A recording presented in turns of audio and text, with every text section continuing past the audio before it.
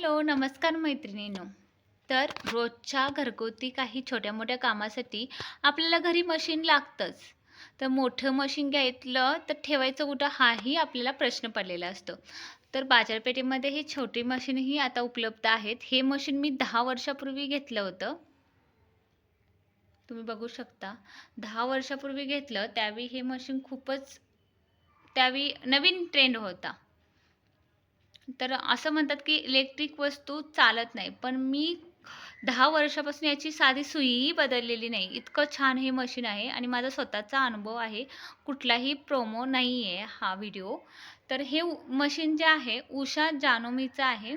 तुम्ही बघू शकता आणि उषा कंपनी ही आपल्यासाठी खूपच प्रसिद्ध आहे सध्या तरी. आणि त्यानंतर या मशीनला असं फंक्शन येतं की तुम्ही या प्रकारच्या अशा प्रकारच्या शिलाई मारू शकता.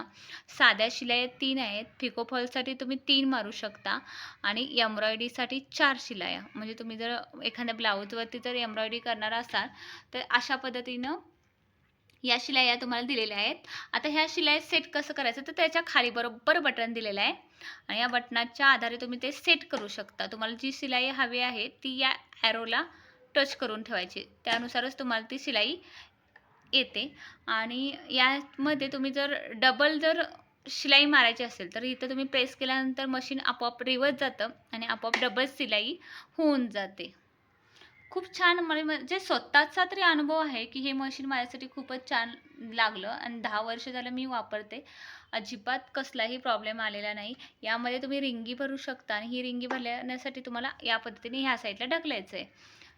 इथं रिंगी भरून झाली की परत होतं तसं रिव्हर्स करून इथून रिंगी काढू शकता. बघू शकता. इथं तुम्हाला तुमचं जे रील आहे ते अडकवण्यासाठी जागा दिलेली आहे. इथून या पद्धतीनं तुम्ही ते अडकवू शकता. खूप छान मशीन आहे इलेक्ट्रिक. त्यानंतर यासाठी एक मोटरही दिलेली आहे त्यांनी. ती मोटरचा एक पिन जर तुम्ही प्लगमध्ये अडकून त्यानंतर अशा पद्धतीने ही मोटर आहे आणि या इथेही पिन अडकवायची आहे. इथे तुम्हाला पिको फॉल करायचं असेल तर त्याचा दाब वेगळा असतो याच पद्धतीचा. तर हा बदलायचा असतो. हा बदलणंही खूप सोपं आहे.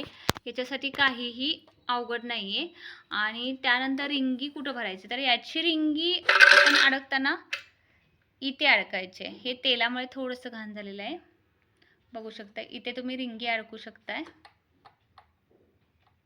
आणि हे परत पॅक करून तुमचं साहित्य तुम्ही यामध्ये ठेवू शकता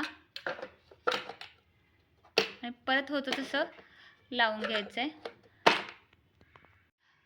तर तुम्हाला हे मशीन कसं वाटलं, आवडलं असेल तर तुम्ही नक्की घेऊ शकता. खूपच छान मशीन आहे.